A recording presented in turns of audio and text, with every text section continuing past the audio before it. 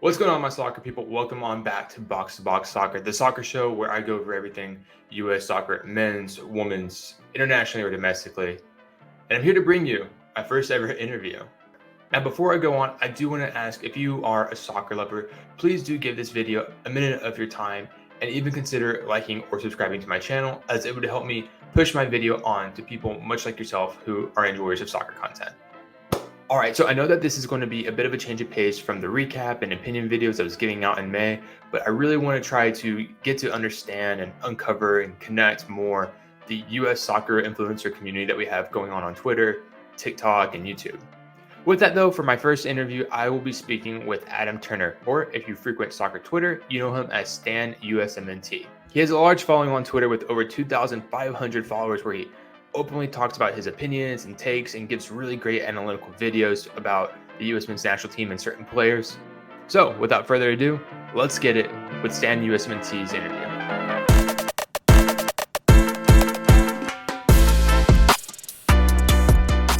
All right, Adam, thank you so much for joining me, man.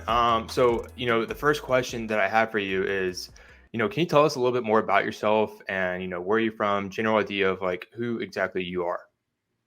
Yeah, sure. So I grew up mostly in New Jersey, central New Jersey, big time soccer community, town called Westfield, New Jersey. Multiple time state champion, high school through kind of the '90s and early 2000s when I was there, and yeah, played basketball was my main sport. Played soccer as well through high school. Was a keeper.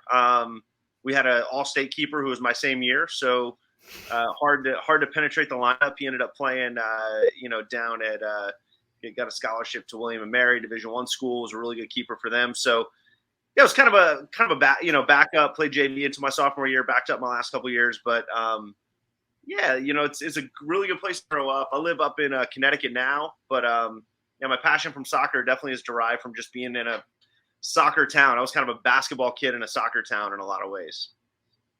Is like soccer pretty much like the main thing whenever you get to that kind of region of like the United States? Like obviously I'm from Texas, and obviously here it's football for the majority and baseball. Is it still like pretty driven as like, yeah, football is a big sport, or is it mainly soccer over there?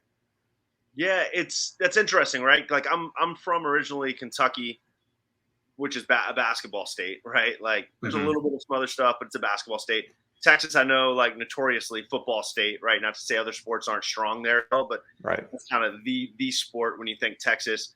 And I think when you think Jersey and any like New York, I think a lot of people think basketball in a lot of Mhm. ways. But and you're seeing it now. I think on our national team stage, not just now, but for the last 30 years. Like New Jersey is a big time soccer state. Ramos, Claudio Reyna played high school soccer there. All the way up to Brendan Aronson, right? And there's Yeah, a right. Greg Berhalter, right? There's a ton of other names that are kind of Jersey guys that have come through the national team program. So I would say this. I would say like soccer, lacrosse, right? There's a bunch of sports in Jersey that are huge that I feel like aren't necessarily in other parts of the country. But you Hmm. still have basketball, football still carry a decent weight, probably more weight than soccer. But yeah, big soccer state, man. And yeah, it's absolutely wild. I know whenever I was younger, I would watch high school football games, and there would be like these prep academies in New Jersey. But whenever I would see the stadiums broadcasted on ESPN, they would be nothing like they are in Texas, where even my school, who only had about 550 kids in it, we have like a 4,000 capacity stadium, and I would see these stadiums in New Jersey, so that like hold maybe 1,000. So Yeah. just hearing that, just in person now, it's blows my mind that football isn't that big and soccer has a bigger, popularity there than it probably does down here.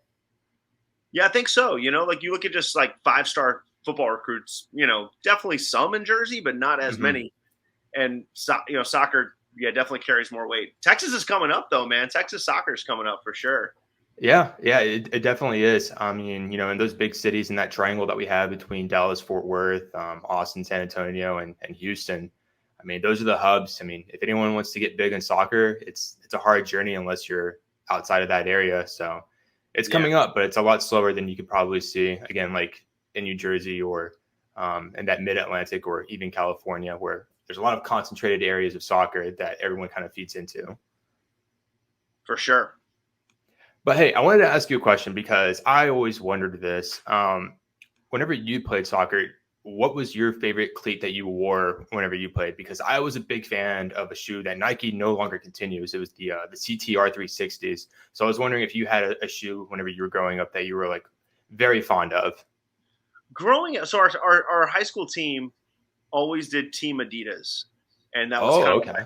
yeah, and you like had to wear them. A hardcore coach, like old school coach, won a Uh, bunch of state titles, like I said, and he was like gung ho about them. So it's funny, like almost like and I was a basketball player, so like kicks were mhm. like my thing, right? Like we all wanted the individuality of like what shoe Yeah. we were gonna wear.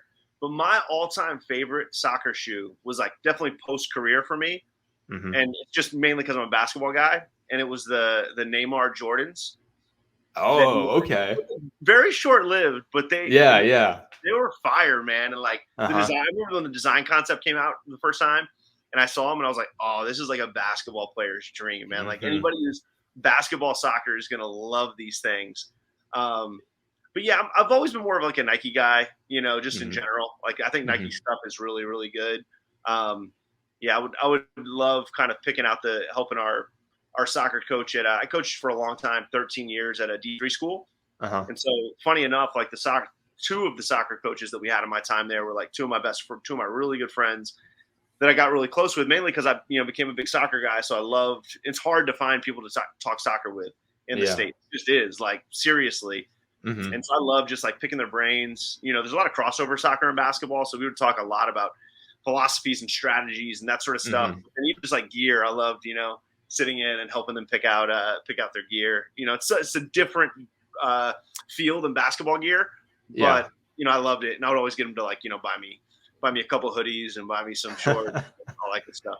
Yeah, hopefully that can be your plug and get you all the good equipment going through. But yeah, I definitely agree. There's definitely a lot of crossover between style or concepts of play between the athletes in basketball and soccer, especially on the defensive side. You got to have good footwork, good positioning to make or drive the opposing players a certain way if you want to. Yeah, and I think the one I think something really interesting I found, and it really influenced a lot of the way that I started to teach basketball and my Uh-huh. evolution as a basketball coach offensively was the best soccer teams. I think really a lot of the concepts mirror some of the best basketball teams that we've ever seen. Now, there's a lot of very structured basketball teams that have been very good running set plays, Hmm. being very like almost football like, in all honesty, right? Yeah, yeah. Look at teams like the Warriors right now Hmm. or the Spurs, and it's very improvisational, right? Hmm. It's very Yeah, much understanding space, understanding, spacing, how to relate to your teammates, how to interact with your teammates, and quick passing and screening motions. And so it's different, right? There's no screening really in soccer, but the hmm, concept's the same. It's like I need to know what you're doing hmm. and what you're going to do next, right? Where are you going to Right. go? How am I going to read and react to that? And that's what I loved about soccer is like when you get into like offensive soccer and thinking about creating these triangles and playing off each other and interlapping and overlapping, all of that stuff is it's jazz, right? So I mean, like Yeah, there's exactly. there's there's jazz and then there's like orchestral sheet music, in the music book, right? Yeah, And yeah. I think basketball, at least, and I'm obviously biased because this is the way I love to coach and play basketball. But Uh-huh. basketball is its most beautiful when it's jazz. And soccer Yeah, is the definition of jazz, in my opinion. yeah. It is a bunch of artists on the field You let the just riffing creativity on kind each of take other. over pretty much. That's it, man. Yeah, you Yeah, can't. yeah. Soccer coach can't really, other than set pieces, isn't organizing players in the way that a lot of basketball coaches and football coaches do. Yeah, exactly. I feel like sometimes it's hard to see that creativity like on a big field, but I think whenever you get to like the smaller fields, like I think futsal and stuff like that, you can really see like the movement in spaces and stuff like that take in.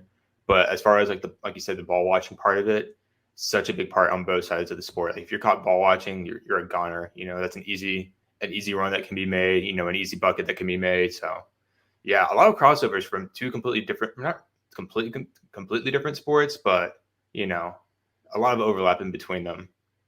Yeah, very different for sure, like no doubt. But Yeah. I love just talking, to the two guys that we had. One is both are incredible soccer minds, but one is like renowned in the soccer community. He's built this whole vision training program that's like, he gets paid a ton of money to go to like top clubs, top academies. He's working with Oh wow. Philadelphia Union's Academy, Uh and being huh. brought in to do leadership training and vision training with the players. and like really interesting, just talking to him and diving deep. And the deeper and deeper we dove, I was like, wow, there's so much stuff that I can just steal conceptually and Yeah, bring yeah. and reshape it obviously a little bit, Hmm. right, to fit basketball. But the concept is just great, team movement interaction concept. Yeah. Hmm. Man, well, speaking of conversations, I first met you, around on the Twitter sphere, on Soccer Talk, or not Soccer Talk, on Soccer Twitter, and it took me some courage to kind of put my account on there and kind of engage with everybody else. I think it was kind of leading up into Nations League and those friendlies in 2021.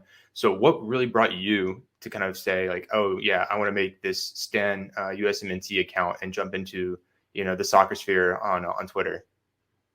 Yeah. Good question. So I think I've like slowly. So I have another account, Bard.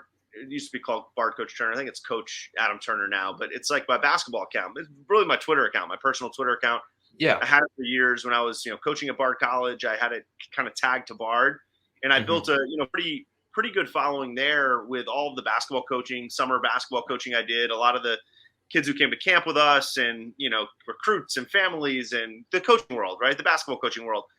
And to Hmm. be honest, I started slowly but surely over the 2010s just following more and more soccer accounts, right? Premier Hmm. League accounts as I got into the Premier League and European soccer, over a decade ago, pretty seriously. And then USMNT, obviously, just kind of picking up accounts through the years. Totally different world now in USMNT Twitter than it was like 5 years ago.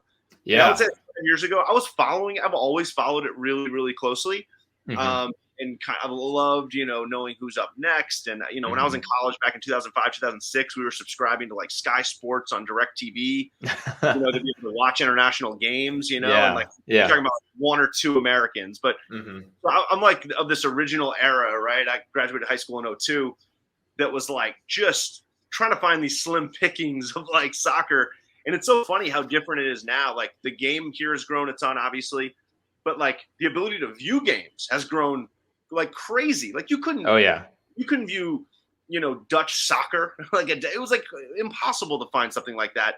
So I Yeah. think, the growth of it, I saw it kind of exploding in the last, I don't know, 3-4 years, like right before Hmm. COVID. But I couldn't, because my basketball account was so basketball centric.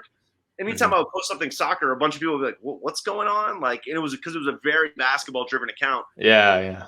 Sometime around like, I started posting more about soccer, and I realized like, kind of just doesn't fit what this basketball account is, and Hmm. I'm kind of like juggling two things at once here, which I don't really want to do. I don't want it to become a joint account.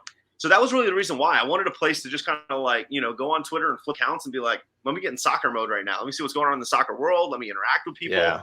in a soccer community. And I had no idea, honestly, what it would become. I created it just to be able to post a little bit about it. And, my goal wasn't to like grow an account into like a big thing or make it a job. That's never been, I just Yeah. love soccer. It was a hobby and kind of passion. The first thing I started doing a lot was just like posting threads about different things that interested me and different stats. And then, Yeah. I started, just kind of doing some recording on my computer of games and clips as I was kind of breaking down the game more and more. Started doing these analytical videos, and I think a lot of people, just I think we're drawn to some of those, and I think I love that kind of content. I love all the video content that's out there, and that's why I love creating that kind of stuff, because I'm like, oh, I just want to throw this out there. And a lot of people disagree with a lot of my videos, so like, honestly, I don't mind that. Like, I love it. Like, I'm gonna Yeah. back and give you my thoughts back, and I expect you to give me your thoughts back, right? And if they disagree, like, no big deal. As long as we're respectful, we're not, assholes to each other. I think it's all good. Right. But yeah, that's kind of where it was driven. And I feel like my work schedule kind of dictates how many of those I can create, and it's like a down 2 or 3 months is when I've been creating a lot. And then Uh-huh. occasionally work for me picks up and I'm like, maybe I can put one of these out a month or something like that. But yeah, that's the Yeah. genesis of it, man. It's been like you said, like it's a cool community. There's a lot of good, a lot of bad, like any community, but like I just Hmm. try and focus on the good, because there is a lot of good. I feel like I've met almost like friends, like people that Yeah. have become really soccer friends. I don't have a lot of soccer friends who I can really turn to and say, hey, you want to watch a game, talk about a game. Some casual fans, but I'm Hmm. like, hey, what do you think about Luca De La Torre? And they're like, ooh, catch me up on that. I'm like, oh, all Yeah. right. Yeah, I mean, it's so hard to come around people that probably take in the sport of soccer the amount that we probably do. Again, like, who wants to talk about Luca De La Torre when he was playing for Heracles in the Netherlands?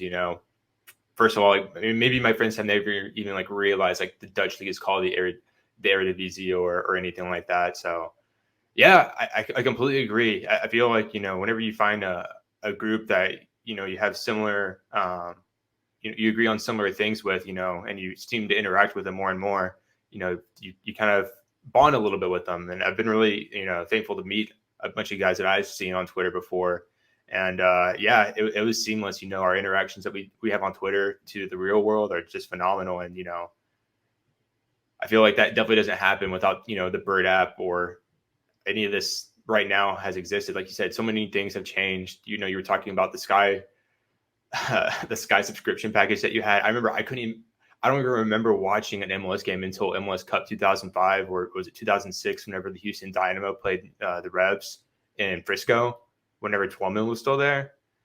And I remember like that was my first game, and watching US soccer games was pretty much like the only real soccer I could take in until Fox Soccer Channel brought in the Premier League early in the mornings before I would go play like my games. And man, you're right. Like, just even in the past 10 years, so much has changed. And 15 years, which, I want to lead that up into another question. I have some other questions for you. But speaking of change, I want to know what you think soccer is going to be like in the United States 5 years from now. Obviously, 5 years from now, we're going to have a World Cup going on the men's side, and the women are going to go through 2 more World Cups themselves. But what do you think soccer is going to be like in 2027? Yeah, it's a good question. It's funny. Like I remember, I'm trying to think of like the lineage of soccer in America, just in my lifetime, right? Like the Mm-hmm. '02 World Cup for my generation was like that was the World Cup that was like my senior year of high school, and some of us were like fan. I remember watching '94. I went to a game at the Meadowlands, I think in '94, maybe in Boston, somewhere in the Northeast. I forget. I was pretty young. And then I Yeah. remember the '98 World Cup. I remember that summer and us, flopping out.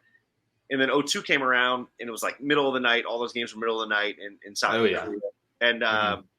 we're watching those games, and that was like the igniter, I think, for like a lot of people that are my age. That World Cup was huge. I think a Mm-hmm. lot, in big ways, I see it being what this World Cup's going to be for a lot of the young generation, whether it be Mm-hmm. middle school, high school, or even some older college age, early 20s.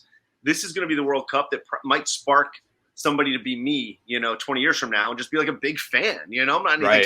just a big fan. And I can trace it back to that '02 World Cup, and like how Mm-hmm. passionate I've been since that '02 World Cup to know, what's Landon Donovan doing? Is he in Europe right now? Where's DeMarcus Beasley at? Yeah. And it was hard. It was hard figuring that stuff out back in those days.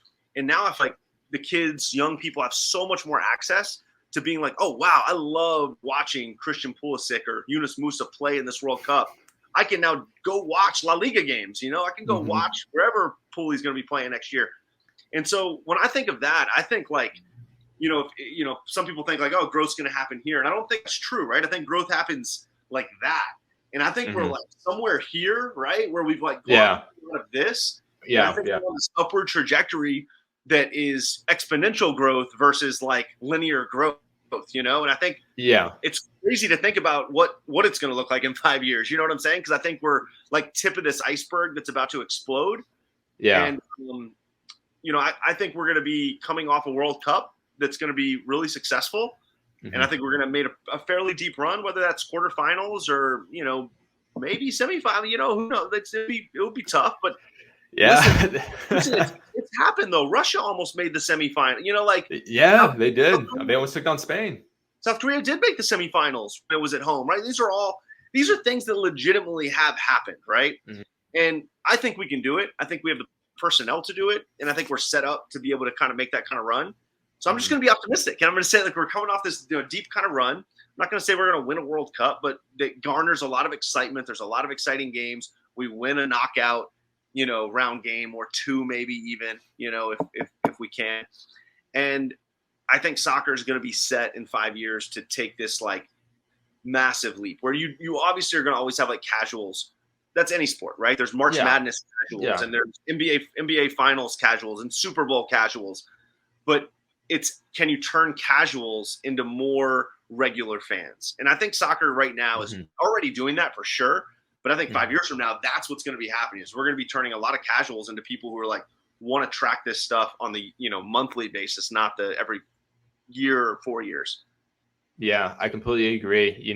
I will say that I feel like that missing that 18 World Cup kind of hurt a little bit as far as like, that exponential growth, because I remember, you were talking about 2002, my 2010 and my 2014, how many of like my schoolmates and my classmates got together during the summer, the ones that like weren't off on summer vacation, to watch those games in the middle of the afternoon because it was in the summer, right? I'm really interested to see now with how streaming is, kids in like school lunches, like having their phones out with their AirPods and, with like principals and then like people like walking around like high schools or middle schools being like, put your phone away, you're not supposed to have it, and all this great stuff. So Well, this is it's like the wild. first World Cup that's going to be like school year, like Yeah. summer. It's like summer break stuff. And so you're right. Like I remember like wearing like headphones, in high school for like March Madness, right? Mm-hmm. And now kids obviously can just stream it on their phone, but you're spot on. Like that's going to be a fascinating thing, right? Is like, is there just like this buzz in high schools? And I think there might be, right? If we're playing games and we're doing well, and certainly 4 years from now, I think when we've taken even another jump up, you're definitely going to see stuff like that happening. Yeah, I think it'll be a core memory for a lot of the guys that are, or just people in general that are, watching those games like during school and stuff like that. Because I think if I was in high school and I saw a goal against England, I would probably hop out of my desk and like jump on a table or something like that. I don't know how these kids are going to do it, but whatever they do, like just don't get your phone taken away.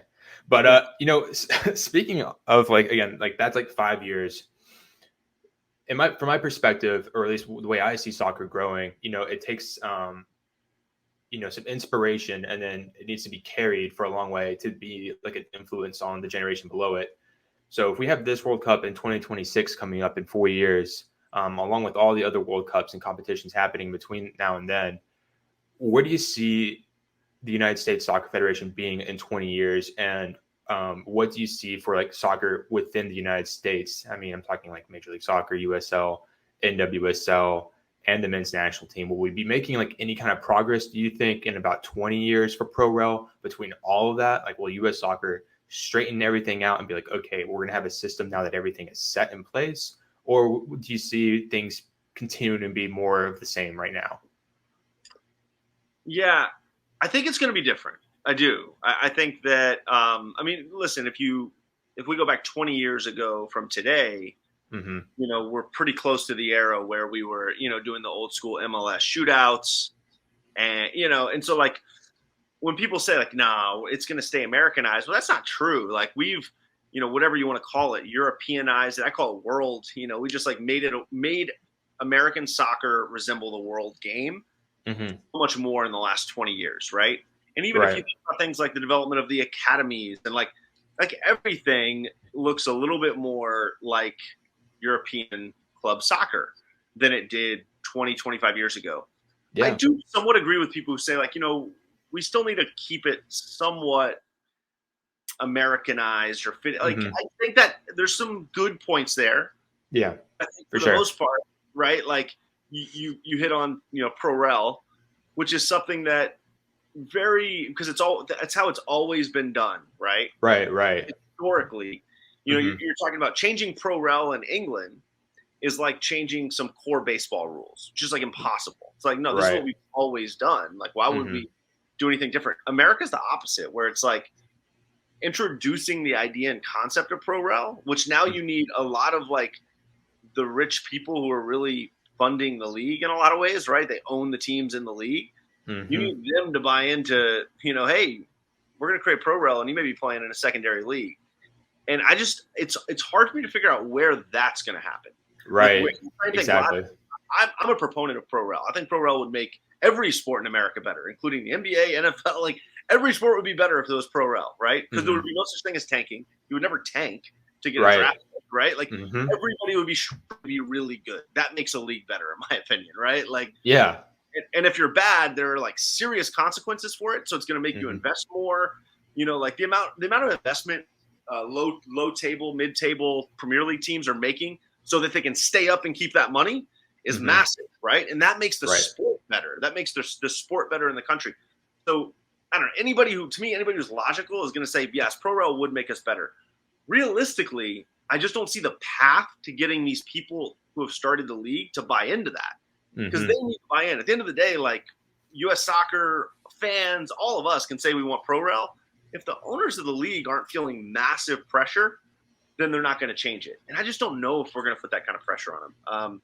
But outside of that, I think 20 years from now, I think soccer is going to be very much pushing, baseball in this country from an interest standpoint. I think baseball will still have this older, very hardcore generation of fan, but I Mm-hmm. think you're under 30s 20 years from now, it's going to be kind of like, are you a soccer guy? Are you a baseball guy? And Mm-hmm. right now you can't really say that. Baseball still pretty predominantly owns soccer in this country. And I think 20 years from now, that's going to look a lot different. I think it's going to be much, much closer.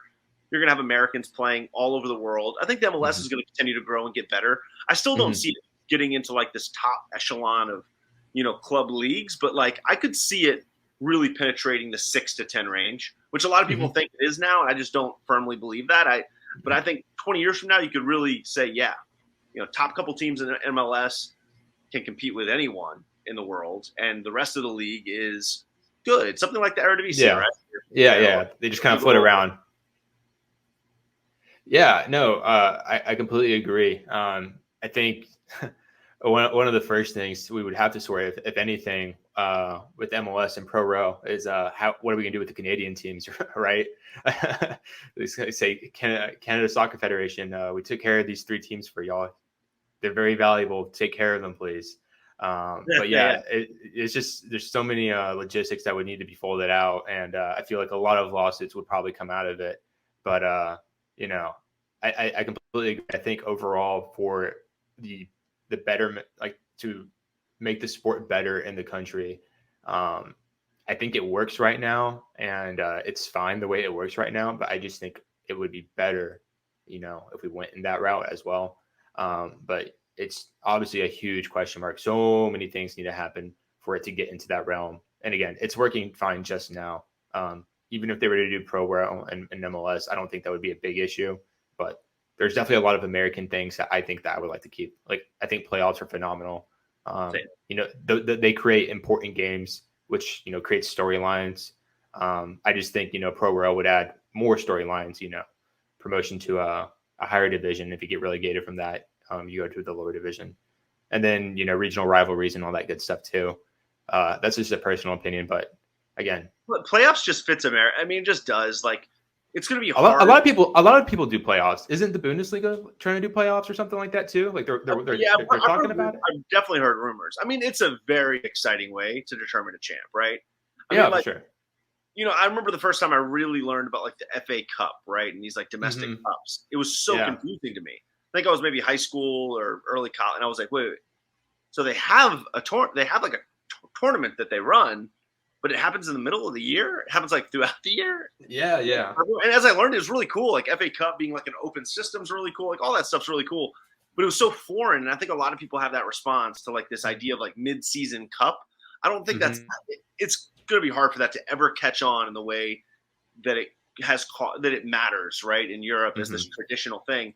Playoffs are what we think you wrap up a season here in every single sport. So it's going to be really hard for MLS to garner like an American audience in a widespread way if there aren't playoffs. If it was a regular season wins championship, so many people confused, right? They'd be like, "Wait, what? That's Yeah, it? yeah. It's just over, right?" Like, Yeah, I don't think people even have a grasp completely of the U.S. Open Cup, and I think these past maybe 10 years, a lot of people have taken notice of it, especially the semifinal games or the final games. But those communities where like they have a USL team, for example, and they're making strides and beating MLS teams, I think whenever it makes the local news and stuff like that, I think that maybe ticks something in someone's brain like, oh, like beating Major League Soccer, like that's pretty impressive. And like they kind of get to see a little bit more of what US Open Cup's all about and how that all works out. Similar again to like the FA Cup and stuff like that. But yeah, The U.S. Open Cup is so cool, man. We had I love it. we have a like very semi-pro team in Kingston, New York, which is like across the river from where we were. And our assistant coach for our soccer team was the head coach of that team. And he would bring in, it was like a summer team. He would bring in some college guys, some honestly like I don't know, semi-pro, former pros, and make a team. And like they played in like a very localized, it almost felt like men's league to me. But then I heard they were in the U.S. Open Cup, and I was like, oh, it's like a real thing. Yeah, like like technically, if we won 2 or 3 more games, we could play NYCFC. And I was like, wait, what? Like, yeah, that's pretty cool, huh? Like, similar to the FA Cup, there's all these games with like the 6th and 5th division teams that nobody really pays attention to. And I thought that was really cool. I was like, wow, that is just a cool concept, right? That you could do this local ragtag team of college kids, and there's technically a path for you to win that event, right? Not realistic, but like there's a path. Yeah, I mean it's a big stretch. I mean, I think what was it? The smallest division that kind of made it like into like the last bracket was Union Omaha and the USL League One, which is what the third division. Yeah. So I mean, the fact that they almost got to the point where they would probably play for a semifinal spot at that level, it just blows my mind. It's absolutely incredible. And that's what makes, the FA Cup and the US Open Cup so special, right? It reminds me of like when Wigan made it to the finals at the FA Cup one time, not too long ago, huh? Hey, so crazy US Open Cup story. This is like 6 years ago. I don't know. It was a while ago, right?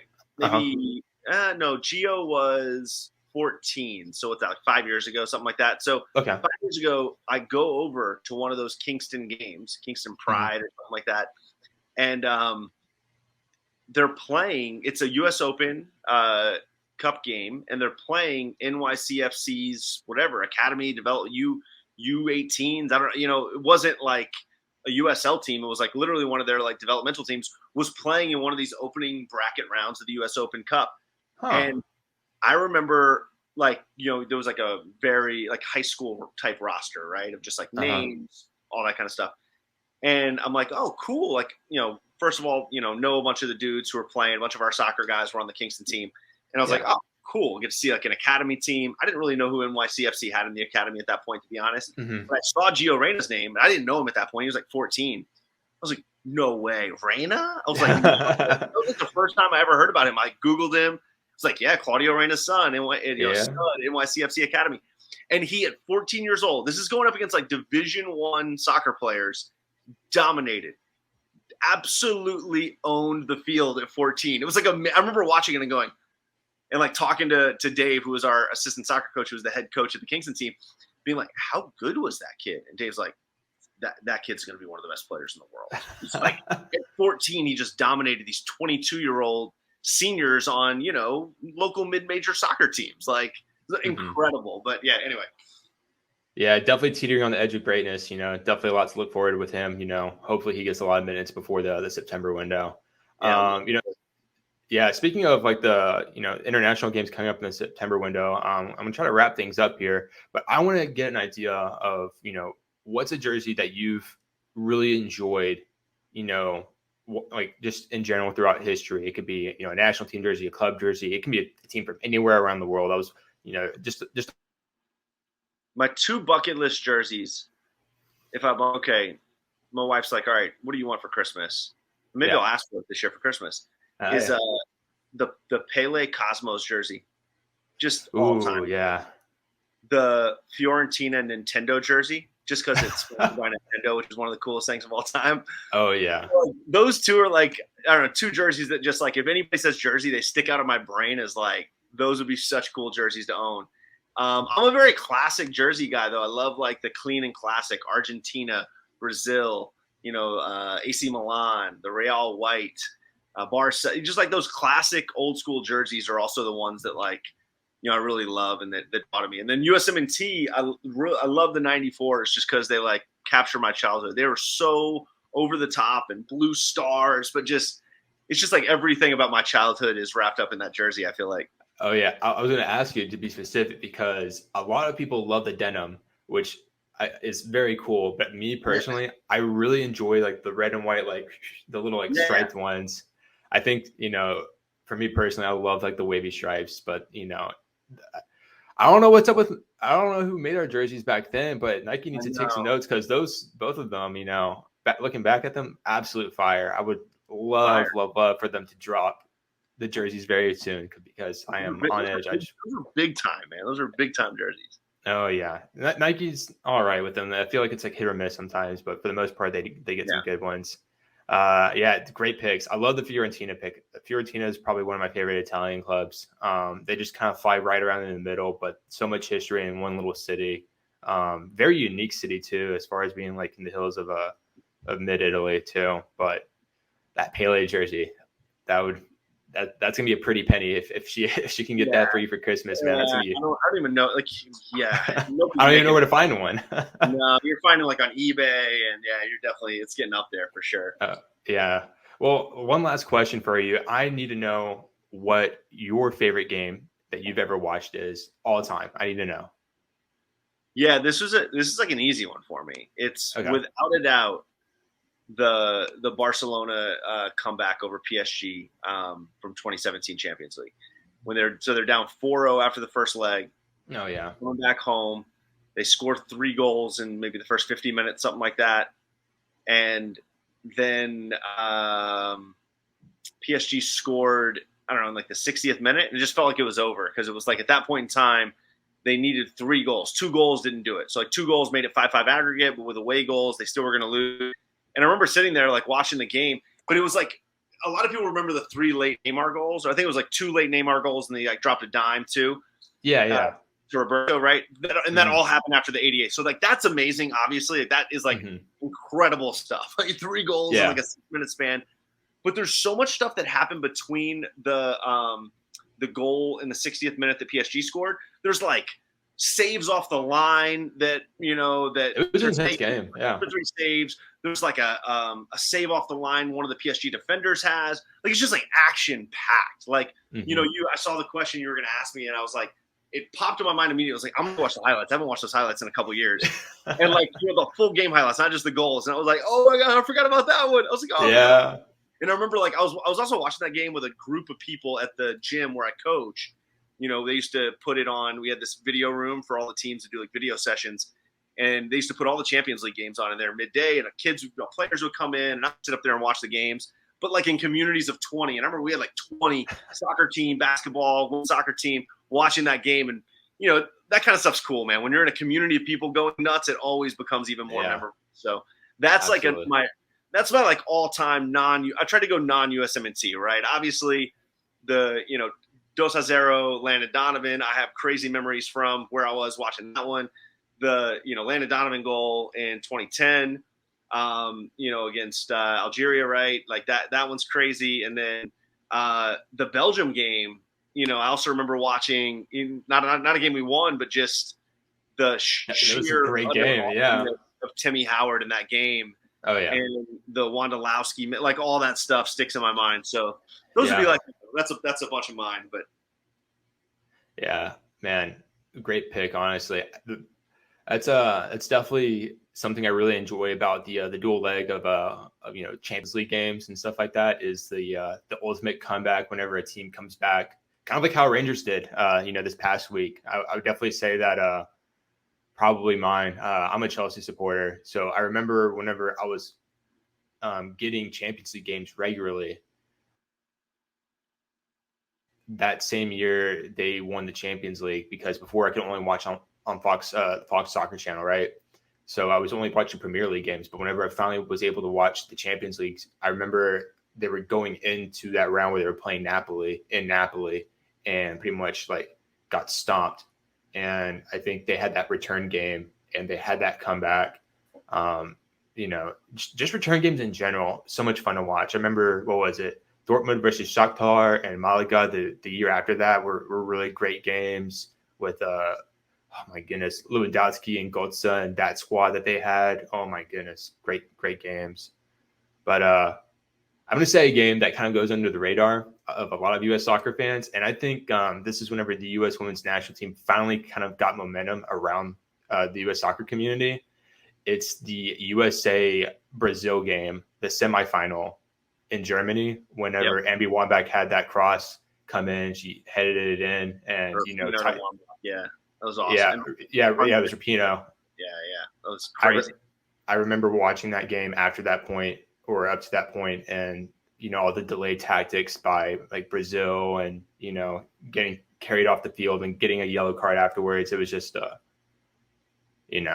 wild game among like all those other games that you said. But I remember that game really like sparked something like, man, like the U.S. women's national team is really good. And for some reason, like I never noticed that what it was, or maybe doubted, or maybe there was like some ignorance because they weren't being broadcasted or anything like that regularly up until 2011, I feel like. And since that World Cup, I feel like onwards, they've just, taken flight. Yeah, that's a great one. I remember exactly where I was for that goal too. I remember who I was watching it with. Absolutely berserk. Yeah. Those are the best, man. When you can remember when a game brings up the vivid memory, right? Like physical where memory, who you were with. That's how you know a game really like sticks out as special, in your experience. All right, Adam, thank you so much for your time, man. Anything else that you want to say, maybe where we can find you on your socials? Yeah, you can follow me on Twitter, StanUSMNT, on there daily, updating stuff and just interacting. And yeah, I think like I said a couple times, like my favorite part of the soccer community is meeting people, honestly, in the disagreement. The agreement's cool too, and finding people who are like-minded, but it's almost like cooler when you find people who are like-minded, who are willing to like push and challenge and like that kind of stuff. I find to be really fun. So anybody out there, feel free to hit me up. Let's talk soccer. Love to do it. And it's a blast. He's a really great Paul, guys, I promise. But, with that, again, I appreciate your time, and, I'll go ahead and let you go. Have a good night, man. Thanks for having me, man. Absolutely. Take care. All right, there we have it. Thank you so much for checking out this interview.